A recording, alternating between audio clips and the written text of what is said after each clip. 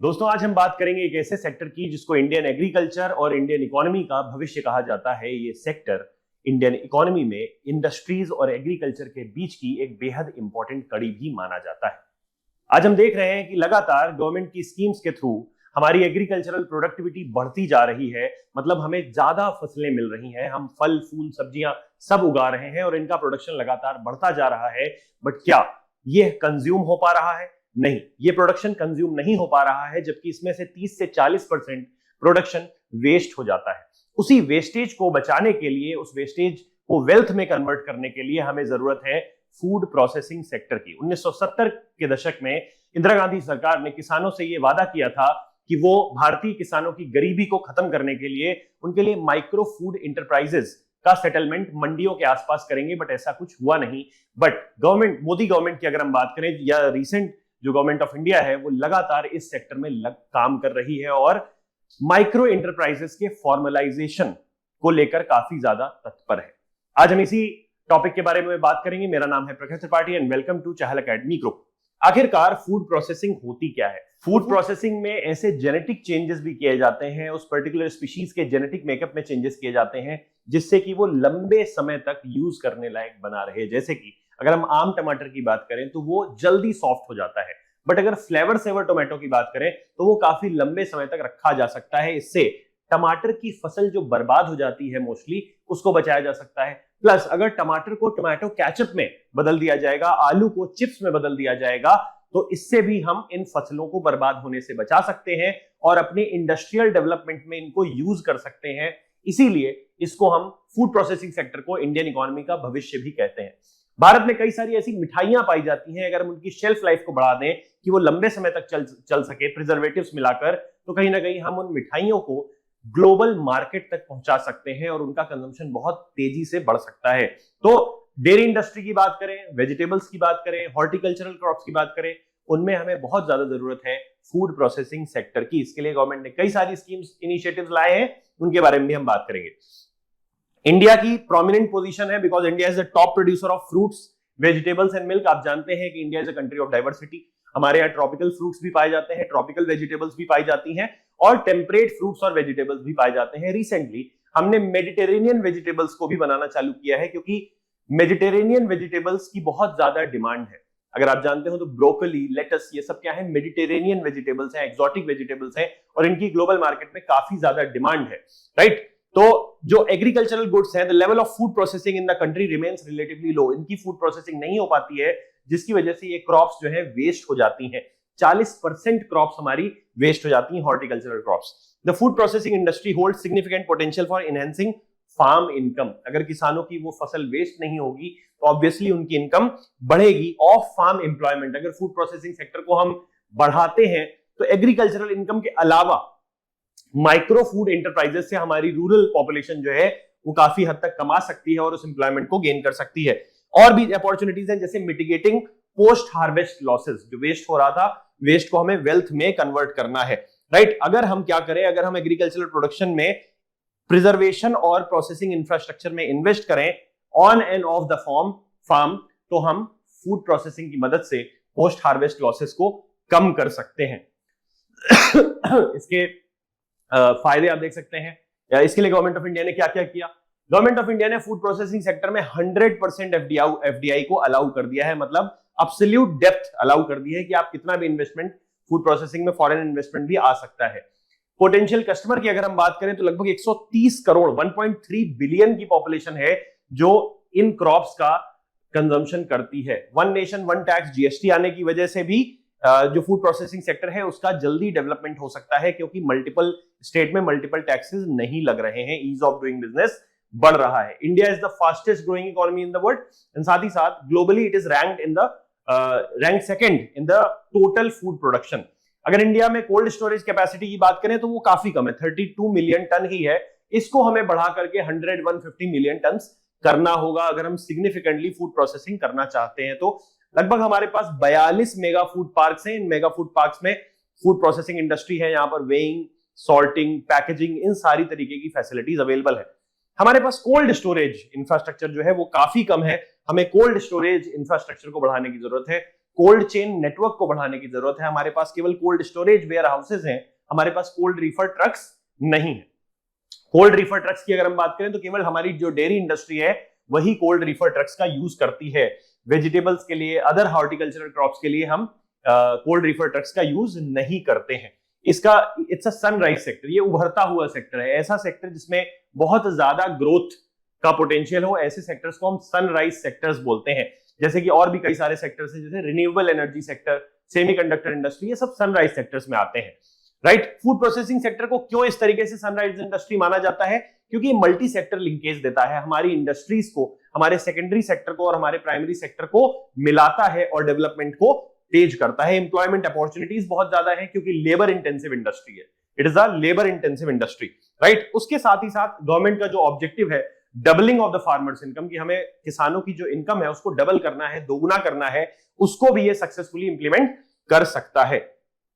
Food wastage में इससे कमी आएगी। हमारे देश में हमने देखा है कि एक बहुत बड़ी मात्रा में 30 से 40%, शांता कुमार कमेटी की रिपोर्ट तो ये कहती है कि फूड ग्रेन्स में लगभग 75% फूड ग्रेन ऐसा है जो हमारे यहाँ वेस्ट हो चुका है, which is not fit for human consumption, right. तो 30 से 40% जो हमारे हॉर्टिकल्चरल क्रॉप्स है वो भी वेस्ट हो जाते हैं। तो इससे फूड प्रोसेसिंग इंडस्ट्री के डेवलपमेंट से फूड वेस्टेज में भी कमी आती है। इसका जीडीपी में भी काफी बड़ा कंट्रीब्यूशन है और इससे फॉरेन एक्सचेंज भी हमारे पास आएगा क्योंकि हमने 100% एफडीआई अलाउ कर दिया है। ज्यादा से ज्यादा इन्वेस्टर्स हमारे फूड प्रोसेसिंग सेक्टर में इन्वेस्ट करना चाहेंगे क्योंकि वो ग्रोथ देख रहे हैं, राइट। हमारे देश में किस तरीके से फूड प्रोसेसिंग से रिलेटेड जो इंडस्ट्रीज हैं वो ग्रो हुई हैं। जैसे आप डेयरी इंडस्ट्रीज की बात करें तो वो सारी की सारी फूड प्रोसेसिंग में ही आती है, राइट। उसके साथ ही साथ लिज्जत पापड़, सफल कोऑपरेटिव्स की अगर हम बात करें, इस तरीके से कई सारी फूड प्रोसेसिंग इंडस्ट्रीज हैं जो लगातार डेवलप होती चली आ रही हैं। तो इन्वेस्टर्स को दिखती है ग्रोथ, और हम अगर ग्रोथ बुक करेंगे तो हमारे यहाँ फॉरेन एक्सचेंज आएगा ही आएगा। आप देख सकते हैं किस तरीके से एफपीआई हमारे यहाँ फूड प्रोसेसिंग इंडस्ट्री डेवलप हो रही है, लगभग डबल होने वाली है। पिछले 4 सालों में ही ये इंडस्ट्री डबल होने वाली है। $957.5 बिलियन का मार्केट ये बन चुका है, राइट। फूड पार्क्स की अगर हम बात करें तो महाराष्ट्र, गुजरात, पंजाब, हरियाणा, बिहार, मध्य प्रदेश, उड़ीसा, आंध्र प्रदेश, लगभग सभी स्टेट्स में इस तरीके से मेगा फूड पार्क्स अवेलेबल हैं जहां पर हम प्राइमरी, सेकेंडरी, टर्शियरी लेवल की प्रोसेसिंग करते हैं, राइट। सबसे बड़ा अगर प्रोसेसर बोला जाए कौन है तो वो आंध्र प्रदेश है। आंध्र प्रदेश सबसे ज्यादा फूड को प्रोसेस करता है, राइट। पंजाब और हरियाणा अभी इसमें पीछे हैं, ऑल्दो उनका एग्रीकल्चरल प्रोड्यूस काफी अच्छा है, बट फिर भी वो इसमें पीछे है। अगर हम देखें तो 23% of the food processing is done in Andhra Pradesh only, and उसके बाद आता है तमिलनाडु और उसके बाद आता है पंजाब, राइट।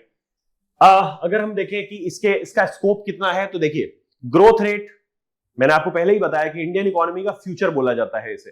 देखिए, मॉडर्न टाइम्स में वही इकोनॉमी बड़ी बनी है जिसने अपने रॉ मटेरियल पर, जिसने अपने नेचुरल रिसोर्सेज पर वैल्यू एडिशन किया है। जैसे अमेरिका है, अमेरिका ने अपने नेचुरल रिसोर्सेज पर या दूसरों के नेचुरल रिसोर्सेज को छीन कर उस पर वैल्यू एडिशन किया है, ठीक है। तो हमारे जो नेचुरल रिसोर्सेज है, फूड रिच कंट्री है हम, तो हमारे यहाँ जो ग्रोथ को इंश्योर कर सकता है वो है फूड प्रोसेसिंग सेक्टर। इसके अलावा भी कई सारे सेक्टर्स हैं, जैसे एक्सपोर्ट सेक्टर को हमें बढ़ाना चाहिए, ठीक है, बट फूड प्रोसेसिंग सेक्टर उसमें सबसे प्रीमियम सेक्टर है। तो इससे हम हाई ग्रोथ ट्रेजेक्टरी बुक कर सकते हैं। साथ ही साथ इन्वेस्टमेंट अपॉर्चुनिटीज हमारे पास आएंगी, इन्वेस्टमेंट ज्यादा से ज्यादा आएगा, लोकल डिमांड बढ़ेगी, लोकल डिमांड बढ़ेगी तो ऑब्वियसली इकोनॉमी बढ़ेगी, एक्सपैंड होगी, ठीक है। 1.4 बिलियन की पॉपुलेशन है हमारी, 140 करोड़ देशवासी हैं हमारे, उन्हीं के पास बहुत ज्यादा डिमांड है, तो उनके लिए फूड ऑल्टरनेटिव्स बना सकते हैं हम। अच्छा, फूड ऑल्टरनेटिव्स आने से कहीं ना कहीं जो वेस्टेज हो जाता था उससे इन्फ्लेशन बढ़ती थी, महंगाई बढ़ती थी। अब वो महंगाई उतनी नहीं बढ़ेगी अगर हमने फूड प्रोसेसिंग इंडस्ट्री को डेवलप कर लिया। साथ ही साथ ट्रेड बैरियर्स के हट जाने की वजह से ट्रेड लिबरल होता जा रहा है। ज्यादा कंट्रीज अब हमारी क्रॉप प्रोड्यूस को एक्सेप्ट करती हैं या प्रोसेस्ड फूड को एक्सेप्ट करती हैं। इस वजह से हम देख रहे हैं कि हमारा ग्लोबल मार्केट एक्सेस भी बढ़ रहा है because of easing of trade barriers and accessibility to global markets. Transport medium भी बढ़ गए हैं, ठीक है। हम via air, via sea route, via road network हम दूसरे कंट्रीज तक, यूरोपियन कंट्रीज तक भी पहुंच सकते हैं। इंफ्रास्ट्रक्चर इन्वेस्टमेंट अपॉर्चुनिटीज से होती हैं। आप कोल्ड स्टोरेजेस बनाओगे, आप रीफर्स बनाओगे, रीफर ट्रक्स बनाओगे, राइपनिंग चैम्बर्स, जिस तरीके से केला हो गया, आम हो गया, इनको पकाया जाता है तो राइपनिंग चैम्बर्स बनाओगे, फूड टेस्टिंग लैब्स आप बनाओगे, मॉडर्न स्टोरेज फैसिलिटीज बनाओगे। इन सारी फैसिलिटीज में या सारे स्टोरेजेस में आपको एम्प्लॉयमेंट देना ही पड़ेगा, जो कि हमारे लिए एक बहुत बड़ी समस्या बन गई है। हमारे देश में अनएम्प्लॉयमेंट लगातार बढ़ता जा रहा है, तो आप एम्प्लॉयमेंट भी दे सकते हो। इंफ्रास्ट्रक्चर आपको लंबे समय तक सर्व करता है, कैपिटल एक्सपेंडिचर होता है, इसलिए इसका बुरा प्रभाव भी आपके बजट पर नहीं पड़ता है।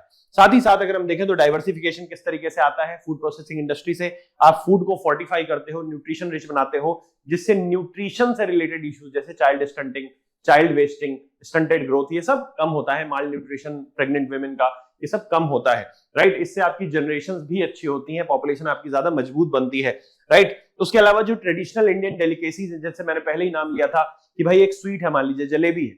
अब जलेबी हमारे देश तक लिमिटेड है, अगर हम जलेबी को बाहर की कंट्रीज तक ले जाएं तो उसकी बहुत बड़ी डिमांड क्रिएट की जा सकती है, राइट। तो इसलिए जो ट्रेडिशनल इंडियन डेलिकेसीज है उनको भी हमें, उनकी भी शेल्फ लाइफ बढ़ानी है कि एक लंबे समय तक इनको रखा जा सके। आप देख सकते हैं कुछ ब्रांड्स ऑलरेडी ऐसा काम कर रहे हैं, हल्दीराम हो गया, बिकानो हो गया, ये सारी कंपनीज जो है ऑलरेडी फूड प्रोसेसिंग करके बहुत ज्यादा पैसा कमा रही हैं। तो हमें ऐसे और ब्रांड्स की जरूरत है जो ग्लोबल ब्रांड्स हो, जिनको ग्लोबल मार्केट का एक्सेस हो।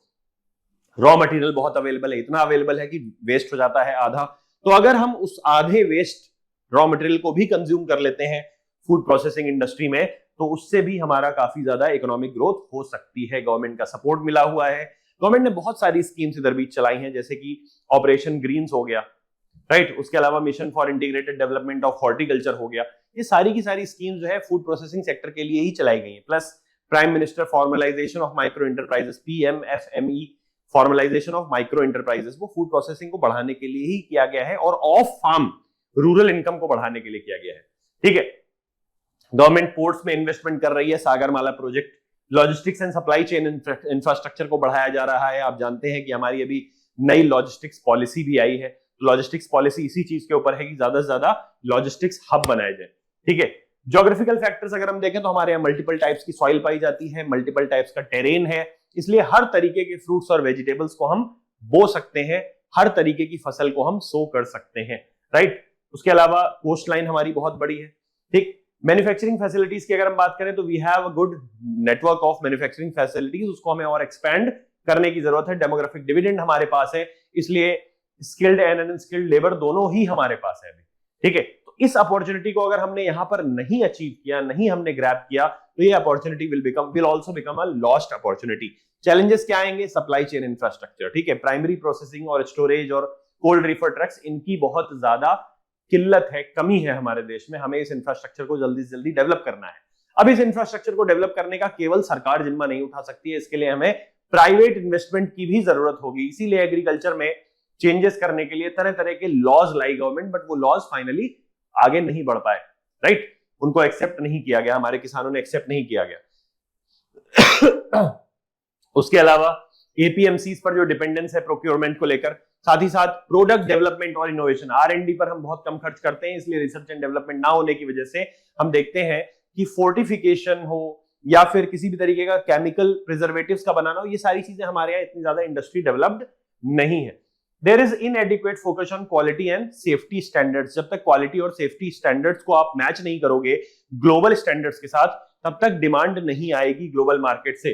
There is inadequate link between production and processing, there are lack of processable varieties, right. बहुत कम फूड ऐसा है या एग्रीकल्चरल प्रोड्यूस ऐसा है जिसको हम प्रोसेस कर सकते हैं।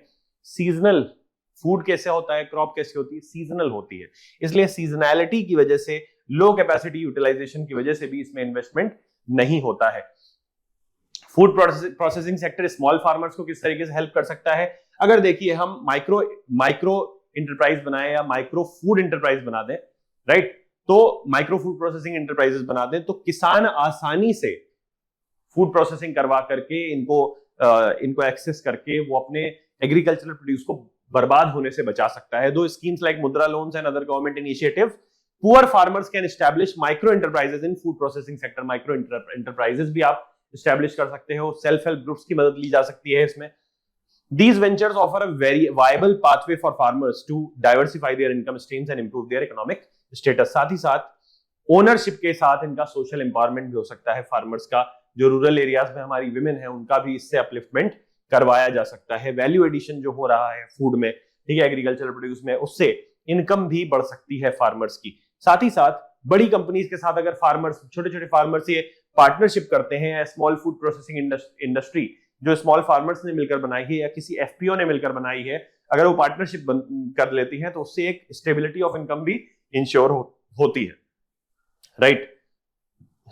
पॉलिसी इनिशिएटिव्स इससे रिलेटेड क्या लिए गए, एग्जेम्प्ट कर दिया गया लाइसेंसिंग से कि भाई processed food items are exempted from licensing under the industries development and regulation act 1951।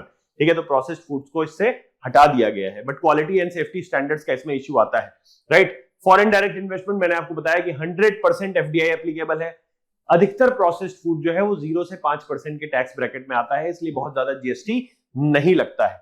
इस सेक्टर को, एमएसएमई सेक्टर को, साथ ही साथ माइक्रो फूड एंटरप्राइजेस के सेक्टर को लगातार प्रोडक्शन लिंक्ड इनिशिएटिव दिए गए हैं। साथ ही साथ इनको क्रेडिट भी बहुत आसानी से अवेलेबल कराने की कोशिश कर रही है लगातार गवर्नमेंट, राइट। प्राइम मिनिस्टर की जो formalisation of micro food processing enterprise scheme है, this is centrally sponsored scheme providing technical, financial and business support to set up and upgrade 2 lakh micro food processing enterprises. 2 lakh MFEs जो है उनको या तो upgrade किया जाएगा या तो नई सेटअप की जाएंगी। इस तरीके से 2 lakh upgraded micro food enterprises हमारे पास होनी चाहिए। साथ ही साथ पीएम किसान संपदा योजना है जो कि कोल्ड चेन इंफ्रास्ट्रक्चर को फंड करने के लिए है। ठीक है, कि अगर किसान अपने हिसाब से अगर कोल्ड चेन इंफ्रास्ट्रक्चर बनाना चाहे गांवों में लोकल लेवल पर, तो गवर्नमेंट उनको fund, viability gap funding government करेगी। ऑपरेशन ग्रीन ने हमारी 3 इंपॉर्टेंट जो वेजिटेबल्स हैं, टोमेटो, अनियन एंड पोटैटो, उनके प्रोडक्शन को लगातार बढ़ाया है। Subsidies are provided for processing, transformation and cold storage of selected vegetables. Operation green का यही मकसद था कि भाई हम कुछ वेजिटेबल्स या कुछ हॉर्टिकल्चरल क्रॉप्स को कम से कम वेस्ट होने से बचाएं।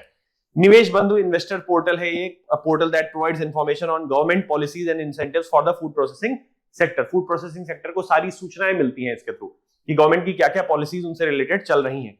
There is agricultural infrastructure fund as well, कि एग्रीकल्चर से रिलेटेड कोई भी इंफ्रास्ट्रक्चर अगर आपको डेवलप करना है तो बैंक्स और एनबीएफसी इसके लिए लोन प्रोवाइड कराते हैं, और इसका बजट जो रखा गया है लगभग 1 लाख करोड़ का रखा गया है for post harvest management infrastructure, right. अगर हमें फूड प्रोसेसिंग सेक्टर को डेवलप ही करना है तो उसके लिए हमें गांवों में चेतना फैलाने की जरूरत है। हमें गांवों को अवेयर करने की जरूरत है कि आपको अब ट्रेडिशनल एग्रीकल्चर से बाहर निकलना होगा, आपको अब एग्रीकल्चर पोस्ट हार्वेस्ट मैनेजमेंट पर ध्यान देना होगा, कोल्ड चेन इंफ्रास्ट्रक्चर को डेवलप करना होगा, स्टोरेज इंफ्रास्ट्रक्चर को डेवलप करना होगा, तभी आप पोस्ट हार्वेस्ट लॉसेस को बचा सकते हो, उनको सिक्योर कर सकते हो और अपनी फसलों को बचाकर अपनी इनकम को डबल कर सकते हो। तो फूड प्रोसेसिंग सेक्टर हमारे लिए एक बहुत ही इंपॉर्टेंट सेक्टर है, ये एक प्रायोरिटी सेक्टर है हमारे लिए जिसको क्रेडिट मिलना चाहिए। साथ ही साथ इसके लिए फिस्कल इंसेंटिव्स भी लाए जाने चाहिए, टैक्स को बिल्कुल खत्म कर देना चाहिए, जिससे ज्यादा से ज्यादा हॉर्टिकल्चरल क्रॉप्स का कल्टीवेशन हो, उनका प्रोसेसिंग हो और इसके लिए ग्लोबल मार्केट को हम रीच आउट कर पाए। So this was our discussion regarding food processing sector. हम देख रहे हैं कि लगातार मेंस के क्वेश्चंस में एग्रीकल्चर का जो पार्ट है वो बढ़ता चला जा रहा है, इसलिए आपको अपनी प्रिपरेशन में एग्रीकल्चर को कतई अवॉइड नहीं करना है। I hope you found this video really helpful, and for many such videos do subscribe to the channel. Thank you.